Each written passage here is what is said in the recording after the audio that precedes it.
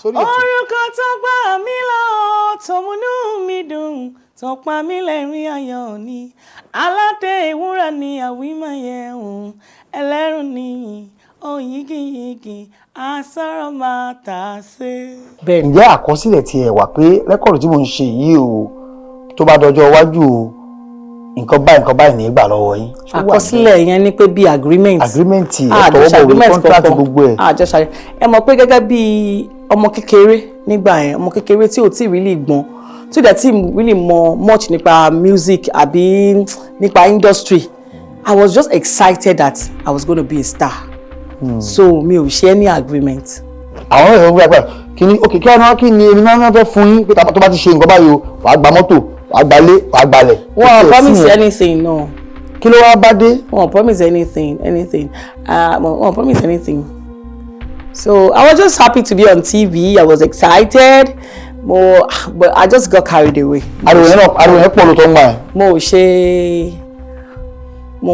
Lọ́gbọ́n wọn dé tèmi gbà yẹn. I was not thinking straight. Mo ṣe any argument. Ṣé rí ẹ kí round it up.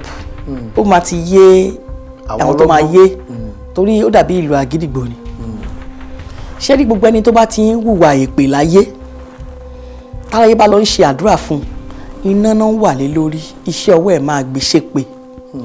Ṣé wá rí èyí tó wá ń hùwà àdúrà táráyé wá ń ṣépè fún tó ń ṣe ìbàjẹ́ iṣẹ́ ọwọ́ ẹ̀ á ṣàdúrà fún àtẹni tó ń ṣe rere àtẹni tó ń ṣe bí ẹ̀kọ́ máa ṣe lọ. Mohbad fún ara ẹ̀ ti kọrin tán ó ní ilé ayé lọ́jà wípé ó pẹ́ títí everybody máa lọ sílé gbogbo wa là ń lọ gbogbo aládágbádá kú everybody ló máa kú. Nígbà tí ẹ jáde tí ẹ̀yin náà fi ẹ̀hónú hàn pé ẹni yìí ó ṣe jàǹbá fún mi oúnjẹ mi ló ń jẹ orin mi ló fi ń ṣọlá ọkùnrin náà wá jáde látọ̀hún náà òun náà sọ kínní kan àwọn tó sọ ó ní òun kọ́ ló ń ṣe Busola kẹlẹ́ẹ̀lẹ́ o nípa àwọn jọ lọ sí American tour kan pé London kan ló pàdé ẹnìyẹn fún lóyún ó bí wọ́n bímọ fúnra wọn ìyàwó ẹnìyẹn ló bá fa wàhálà ló kó jọ̀gọ̀dì sí lọ́run tó kó sí wàhálà pé látara bẹ̀ ni Busola ọ̀kẹ́ lọ́tà ẹ̀ ti níṣòro èmi ò fẹ́ lo bẹ́ẹ̀ fún yín bóò ló ṣe rí ṣé lóòótọ́ lọ̀rọ̀ ẹ̀. Irọ́ pátápátá ni gbogbo ẹ̀. Fẹ́ London àwọn kan ìgbà ẹ̀ wọ ara London kan. Irọ́ pátápátá kódà Bayowa ò ṣe tán kankan fún mi rí. Ọlọ́yẹ̀lẹ̀ ń bá ọ lọ àforí ọ̀fọ̀rùn máa bá ọ lọ ìfẹ́ mọ̀ mí sí ọmọ yàtọ̀ ìjìnlẹ̀ ìfẹ́ àmì ọmọ yàtọ̀ sáré òun ẹ̀yìn owó lọ́lùfẹ́ èyí fún jọ̀wọ́ èyí mẹ́nu kú ègùrọ́ lọ́lọ́gbà kú ẹ̀rọ ìyàlẹ̀ ń bá ọ lọ. So láti gbà yẹn mi ì gba anything lọ́wọ́ Bayowa anything wọ́n fún mi ní anything. So pàtó tó stage kan mo wò pé kíní yìí cheating ni this man is making a lot of money. Odijọ́ kan mo fẹ́ lọ bá wọn pé kí n bá wọn sọ àwọn báńdì mi gan wà pẹ̀lú mi jẹ́ pé àjọ ń bọ̀ láti ibì kan bàtà débẹ̀ àrùn tí nǹkan tá a fẹ́ bá Bayowa sọ mọ́ ṣe náà kàn gbé juice sílẹ̀ gbé gbogbo ẹlẹ́tọ́ ṣe ọmọ ẹ̀ bàbá ẹ̀ ọmọ ẹ̀ tó ń kí gbogbo ìwọ kíní kan báyìí gbàgbé nìyẹn bàtà ti délé tán ní kóòdù ẹ wá ti bá fẹ́ lọ bá Bayowa ajá mi. Ṣé ogun ni àbí ojú lásán? Akédasẹ̀ ló gbé mọ́tò yẹn ló rà ló wá gbé lọ sílé Bayowa pé kán pè mí kán gbé fún mi pé this girl album sell well why you no give am something. She just dey enter taxi up and down. Èmi fún àmì mo tún wá lọ sílùú òyìnbó ni mo ṣe àwọn shows mo wá kó gbogbo àwọn CD àwọn video CD sí tour tí mo ṣe àtàwọn sí performance mi mo tún wá kó fún. Mohbad ìlérí olúwa ọmọ alọ́ba promise àbí bẹ́ẹ̀ kọ́ ìmọ́lẹ̀ ẹ̀yin náà jáde ẹ banújẹ́ ẹ pòrúurú ọkàn lórí ọmọ yìí kí lẹ rí sọ sí ọ̀rọ̀ Mohbad àtàwọn tó ń sáìn ní ẹ̀ tó fẹ́ kó mẹ́tò di wàhálà báyìí. First time tí máa gbọ́ orin ọmọ yẹn ní 2021 tó ní àwọn kan ń follow òun àwọn kan ń lé òun pé ọkọlọmọ ẹ̀kọ́ mọ òun ohun kan tí wọ́n kọ́ gbọ́ tí ẹ̀mí mọ́ sọ fún mi ni pé ọmọ yẹn wà nínú ìṣòro that he needs help pé nǹkan kan ń ṣẹlẹ̀ tí ò lè sọ síta mo sọ fẹ́ tó wà lẹ́gbẹ̀ẹ́ mi pé this boy is in trouble but nobody is listening o bí èèyàn kan ṣe bọ̀bọ̀ yẹn pé tákùn bá ní nọ́mbà ẹ̀ ni ọmọ mi tó mọ̀ máa bá sọ̀rọ̀. wòlíì lẹ́yìn. bẹ́ẹ̀ ni. wòlíì ni bọ́yì. So ẹ̀hún tó jẹ́ kó dùn mí ṣé rí ẹkún tí mo sun nípa ọ̀rọ̀ Mohbad kò kí n ṣe pé ó kú nìkan nítorí pé I was right and mo confirm pé ohun tí ẹ̀mí mọ́ sọ ń gbà ẹ̀ òótọ́ ni. But because I didn't know him and I was not close to him, ó jẹ́ kó dùn mí torí pé he was going through a lot and nobody understood. They were just dancing. People were just dancing while he was suffering.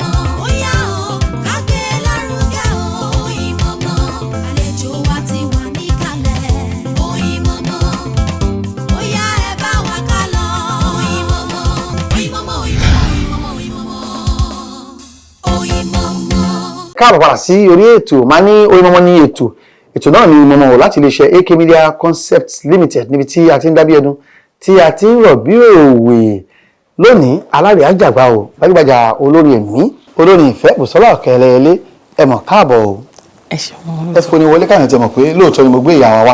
orúkọ tó gbà mí lọ tòmúnú mi dùn tọpa mi lẹ́rìn ayọ̀ ni aládé ìwúrẹ́ mi àwímọ̀yẹ òun ẹlẹ́rìn mi oyígiyigi asọ́màtàsé.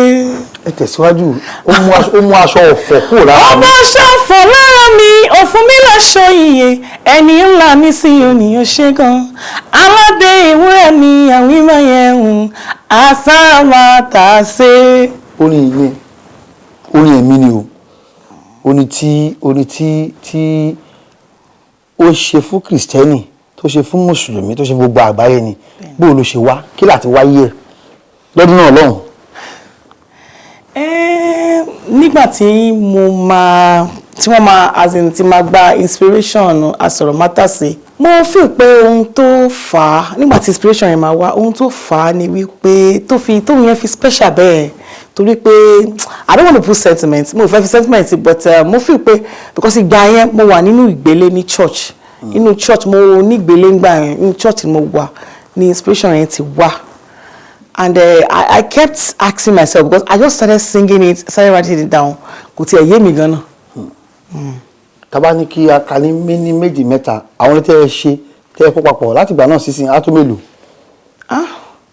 mo ti ní 18 albums. 18 albums. Lágbára Ọlọ́run kí a tó ṣe Christmas in December mo máa gbé 19th album jáde. tó máa jáde ká padà sórí. mọ́kàndínlógún 19 ká padà sí orí bí tá a ti bẹ̀rẹ̀ nínú gbogbo tí ẹ ti wá ṣe mọ́kàndínlógún àbí ká ṣàṣọ pé ti ṣe méjìdínlógún báyìí èyí tó ń bọ̀ inú yín ló wà ẹ̀ tí ì bí nínú méjìdínlógún yìí kí ló mú aládé ìwúrà ní bó ṣe yàtọ̀ yẹn náà ni ó ṣe tà sí ni ló ṣe gbé yín débẹ̀ dáadáa ṣé bẹ́ẹ̀ ni. Actually ká sòótọ́ nígbà míì ẹ mọ̀ pé bí ọ̀rọ̀ ilé ayé yìí ṣe rí àti bí ọ̀rọ̀ music industry ṣe rí kò kí ń ṣe bí orin artist bá ṣe tà sí ní artist ṣe máa ń make owó níbẹ̀ kò kí ń ṣe bí artist bá tẹ̀ ṣe popular sí ló ṣe máa lówó lọ́wọ́ sí ṣe rí ọlà àti ọlá ìgbéga owó Ọlọ́run ló wà. Ọlọ́run ló ní. bẹ́ẹ̀ni. Ọlọ́run ló ní lóòótọ́ ṣùgbọ́n ó ti fi kíní ó ti fi kọ́ àwọn èèyàn ìlú tẹ́wọ́n lọ́ọ̀kan yẹn kọ̀ǹgọ́ ni wọ́n fi kọ́ bì kan ọ̀rọ̀ èèyàn náà ọ̀rọ̀ olórin wọ́n fi kọ́wọ́ àwọn kan bí ọwọ́ promoter bí ọwọ́ àwọn marketer ṣé tí album bá tà dáadáa tó gbọ́ nígbà tó gbọ́ nígboro tí ẹni tó wá ṣe album tí owó bá lọ́sọ̀mù sí lápò ẹ̀bí ta ni.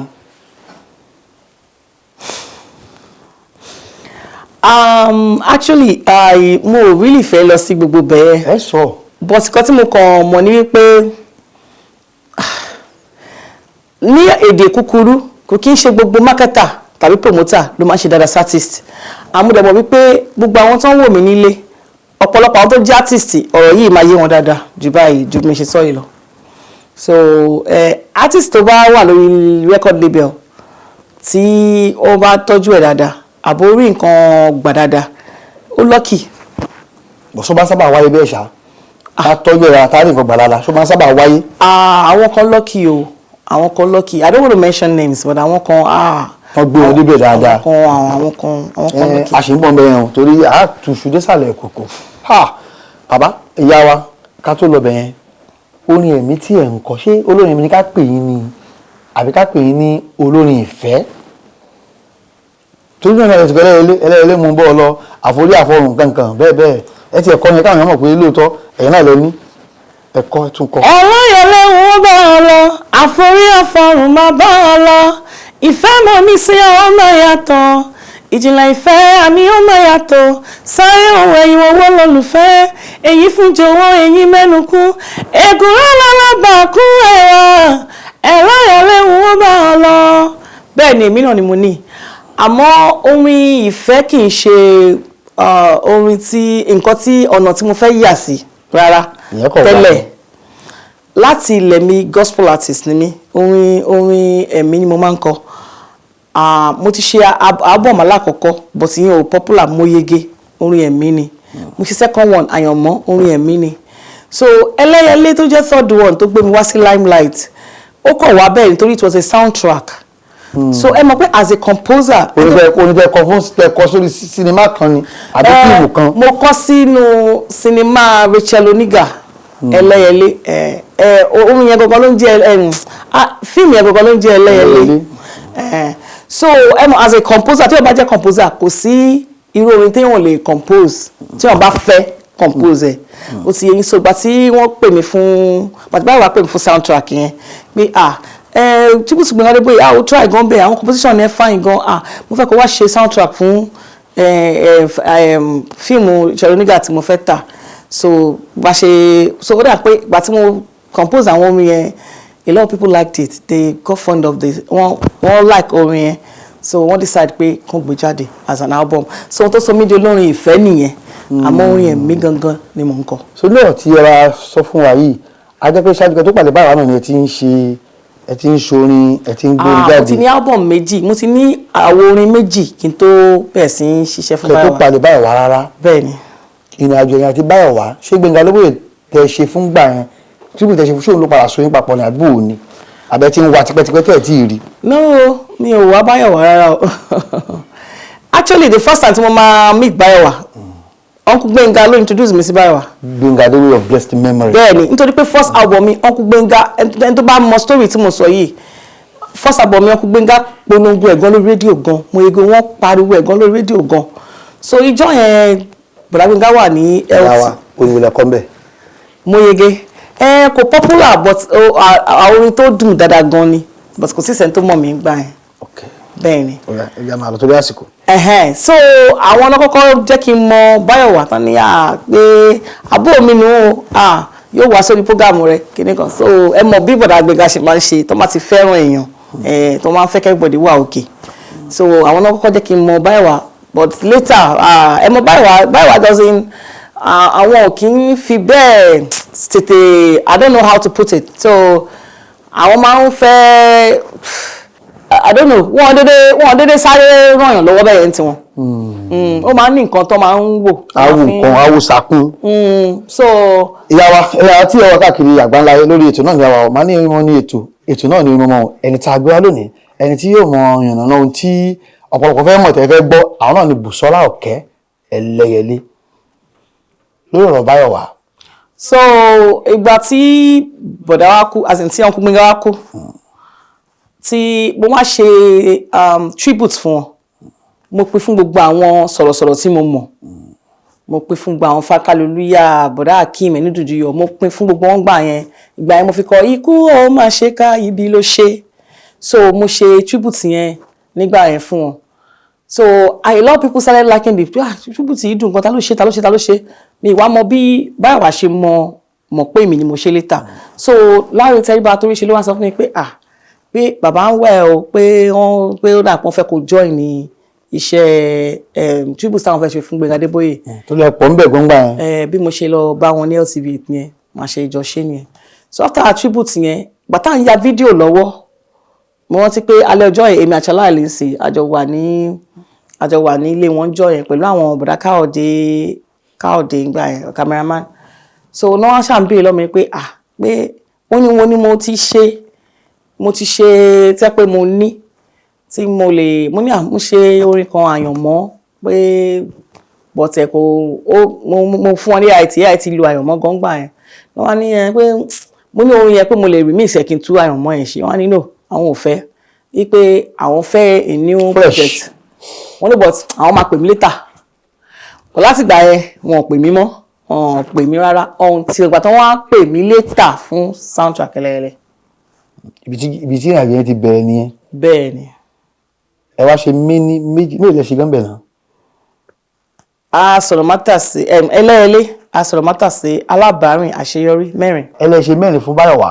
ǹjẹ́ àkọsílẹ̀ tiẹ̀ wà pé rẹ́kọ̀dù tí mo ń ṣe yìí o tó bá dọjọ́ iwájú o nǹkan báyìí ní ìgbà lọ́wọ́ yín. àkọsílẹ̀ yẹn ni pé bí agreement ẹ̀tọ́wọ́bọ̀ contract gbogbo ẹ̀. àjọṣe ẹ mọ̀ pé gẹ́gẹ́ bí ọmọ kékeré nígbà yẹn ọmọ kékeré tí ò tí really gbọ́n tí ò dẹ̀ tí really mọ much nípa music àbí nípa industry I was just excited that I was going to be a star. So mi ò ṣe any agreement. àwọn èèyàn gbé àgbà kí ni èmi náà fẹ́ fún yín pé tó bá ti ṣe nǹkan báyìí o wàá gba mọ́tò wàá gbalé wàá gbalẹ̀. Wọ́n promise anything no. kí ló wá bá dé. Wọ́n promise anything. Wọ́n promise anything. So I was just happy to be on TV. I was excited. But I just got carried away. ariwo yẹn pọ̀ ló tó ń gbà yẹn. Lọ́gbọ́n wọn dé tèmi gbà yẹn I was not thinking straight. Mo ṣe any agreement. So for 4 albums kò bá kọ́bọ̀ dé rárá.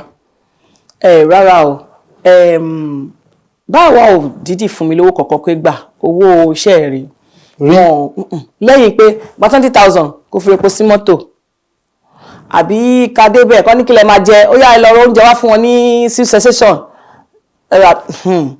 The only thing tó jẹ́ tangible thing tó ti indirectly or directly ọ̀dọ̀ Bayowa ni pé there's this marketer wọn tó wà ní Alaba tó ń pè ní IK Dancing.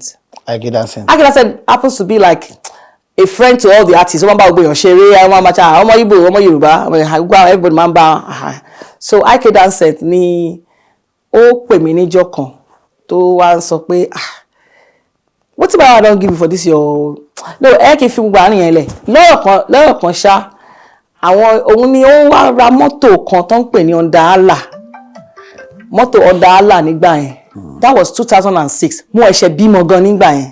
Tó rà fún yín. It was 40 days after I had my baby, after my firstborn. 40 days after, IK Dancing ló gbé mọ́tò yẹn, ló rà, ló wá gbé lọ sílé Bayowa pé kán pè mí, kán gbé fún mi. But this girl album sell well. Why you no give am something? She just enter taxi up and down. Mọ́tò àkọ́kọ́ sì ni ẹ̀ ní mọ́tò rí. Èmi ní mọ́tò tèmi ń wà kiri. Okay. But kò ń ṣe àtọ̀dọ̀ Bayowa. Okay. The gift ni. Kò ń ṣe àtọ̀dọ̀ Bayowa. So that was then. The only thing tẹ́ rí mú jáde nínú ẹ̀. Bẹ́ẹ̀ni láti 2006 yẹn 40 days after tí mo bí Silver dẹ̀ ni. Torí mo ti ẹ̀kọ́ date yẹn lẹ̀ 40 days after tí mo bí Silver.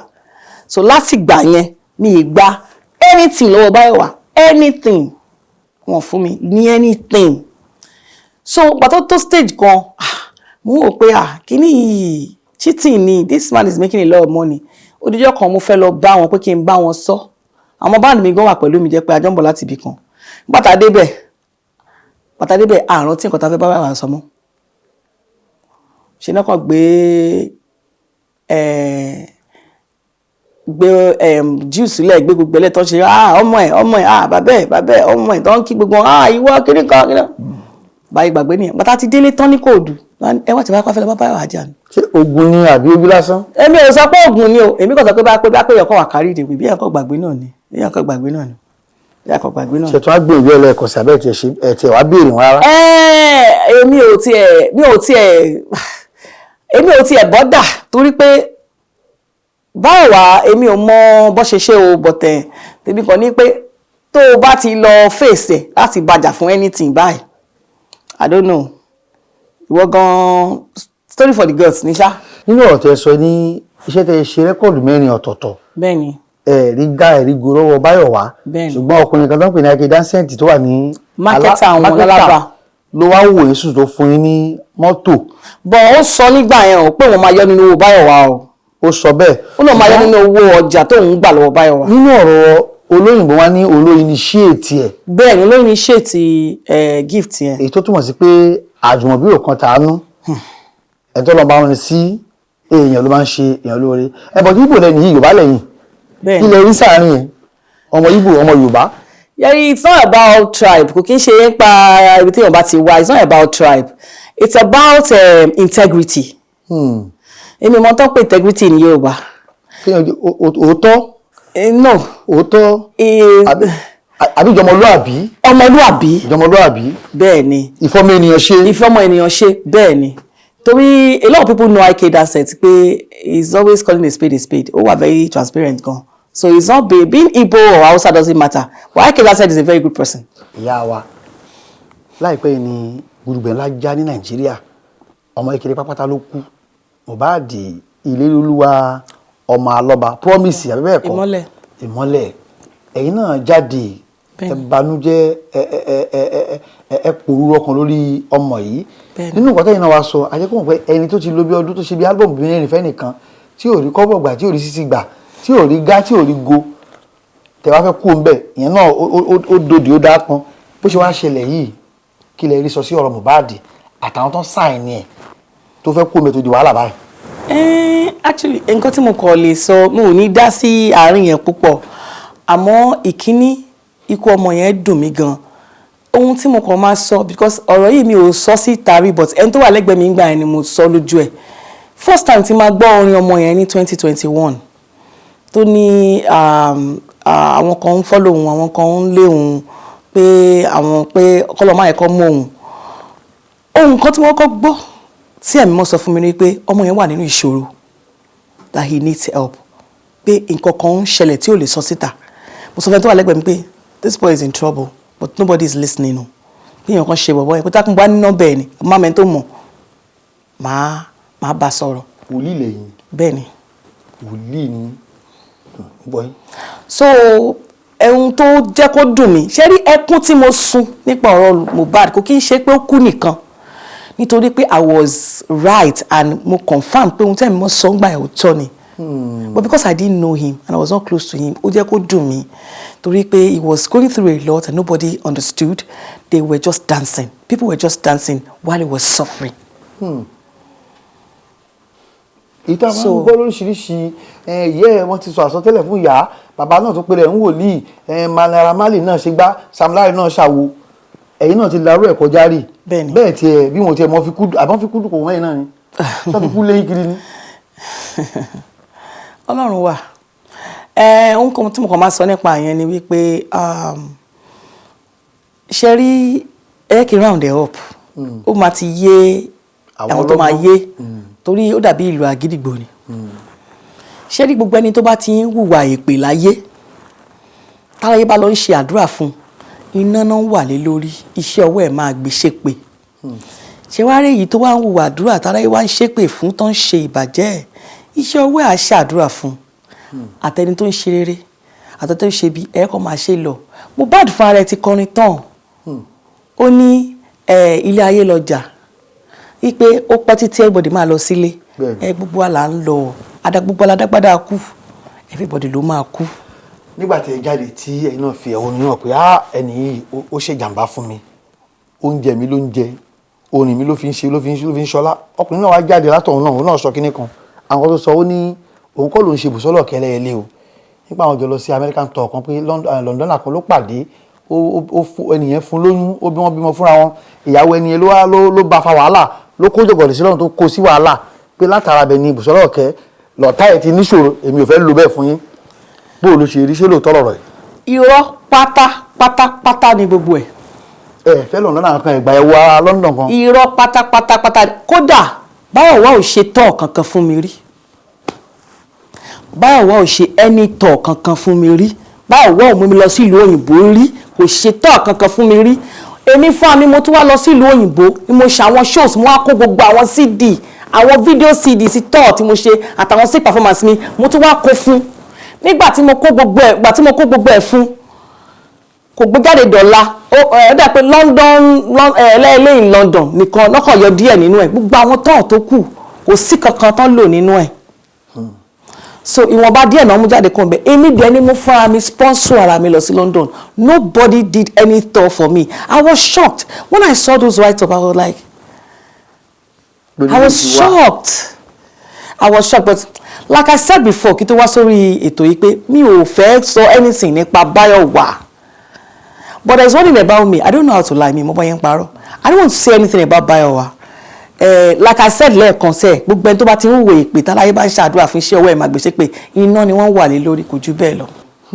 ẹ jẹ́ kí a lọ sí abala fun facts lọ́dọ̀ Bọ́láńlé onísítórì níbi tí a ti máa yànnà ohun tí èmi ò mọ̀ tí Bùsọ́lá kẹ́gan tí ò mọ̀ ṣùgbọ́n tí àwọn mọ̀ dáadáa níbi tí wọ́n ti gbé wa débẹ̀ ló ní kùnkùndùn ẹ̀kú kalẹ̀. ìyá wa ní báyìí tí a ti wá gbọ́ tó ní a ti gbọ́ tẹ́lẹ̀ a ti gbọ́ ìwé káàkiri kí ni kò tó ṣẹlẹ̀ nínú láìfù Bùsọ́lá kẹ́lẹ́ kí ló ń ṣẹlẹ̀ báyìí kí làwọn tẹ̀ ń ṣe. mo dúpẹ́ lọ́wọ́ Ọlọ́run mo ti ṣe aṣọ mátàsé remix mo dẹ̀ ṣe ní last year mo ṣe album àdúrà and by December ìgbà ọpẹ́ máa jáde lórúkọ Jésù. ẹniṣẹ́ wòlíì náà nǹkan ṣé ẹ̀ ń dáwọn ẹ̀ lóhùn ni ẹni ṣọ́ọ̀ṣì ni ọbọ̀ lẹ ṣe ń ṣe. àti kékeré náà mo ti jẹ́ wòlíì and mo dẹ̀ ń gbàdúrà fáwọn èèyàn yes mo ní program on TikTok mo ń gbàdúrà fáwọn èèyàn gẹ́gẹ́ bí wòlíì Ọlọ́run èèyàn ò gbọ́dọ̀ má gbàdúrà èèyàn ò lè rẹ́ni tí ó kù díẹ̀ káàtó kó má gbàdúrà fún torí iṣẹ́ tí Olúwa rán wa nìyẹn. ìgbéyàwó ńkọ́. bíi ti báwo. ọkọ àwọn ọmọ bó ní ilé bó lọ. àlàáfíà ni ayé mi àti àwọn ọmọ àti everybody wá wà àlàáfíà làwọn. láti iléeṣẹ́ AK Media Concept ní ẹ̀tẹ̀ wọn ní kí a fi ilé káfí kí n káàbọ̀ ẹ ṣeun ẹ wá ìwà lásán ẹ ní wá lásán. ẹ ṣeun àmọ́ sí gbogbo àwọn olólùfẹ́ mi o mo dúpẹ́ lọ́wọ́ yín pé ẹ̀ ń fẹ́ràn mi láti ìgbà tí mo ti wọ limelight yìí mo dúpẹ́ mo wá fẹ́ bẹ̀ gbogbo ẹ̀yin olórin upcoming olórin mo fẹ́ bẹ̀ yín àwọn òyìnbó máa ń sọ wípé look before you leap kíyèsí ẹ kíyèsára ẹ má yẹ kí ìwà wara kára yín gbọ̀n jù kíní kan sign me oh my God ẹ wà nínú ẹ̀mí dáadáa kẹ má bàa lọ bọ ha àìmọye olórin tó ti sọ ẹ̀mí ẹ̀ nù nítorí nǹkan báyìí torí mistake torí decision tó make àìmọye olórin tó ti wà ní ìhòòhò torí decision yìí àìmọye ẹni tó yẹ pé ó ti di jákàjàká tí kò tiẹ̀ gbádùn mọ́ nítorí pé èèyàn fẹ́ àṣàfẹ́wọ̀ limelight ẹ wo dandan kọ́ ni o àlàáfíà tayọ. ẹ̀yà tí ẹ̀wọ̀n wà káàkiri àbáńláyọ̀ náà ni wọ́n ti sọ yìí wọ́n ní ṣó ṣe ọ́ rí ó ṣe mí rí ṣó ṣẹ̀yìn náà rí ẹni tí ó bá ṣe rí náà ni ó lè tọrọ òun débi kùnkùndùn tó ẹ já kí ìyá wa tí wọ́n darapọ̀ mọ́ lórí ètò lónìí Bùsọ́lá ilé ẹ mọ̀ káàbọ̀ ẹ ṣeun tí ẹ bá débi o àtúndúgbò lọ́wọ́ àwọn èèyàn wa wọ́n ní ọpẹ́lọpẹ́ èjìká tí ò jẹ́ kí aṣọ bọ́ ọpẹ́lọpẹ́ èjìká tí ò jẹ́ kí ẹ̀wọ́ yẹ̀gẹ̀rẹ̀ ọpẹ́lọpẹ́ Terry Ọlákúnlé ọmọ ayébọ̀ ẹni tí ó darí wa àti Tàfíkì Ìṣọ̀lá Daniel Oyèwùmí àyọ̀bánuwé náà ni àkíkíkí o àti ọ̀rẹ́ mi dáadáa àbúrò mi pàtàkì ṣàkọ́ òní sinimá tó Adéwòmú Kazeem ní orúkọ tèmi o ọmọọba ní Sàárẹ̀ Olú ọmọ àjàlá irin ọmọ àjàlá ọ̀sọ̀ ọmọ ajíkànjẹ́ Adéròmú ó dàbọ̀.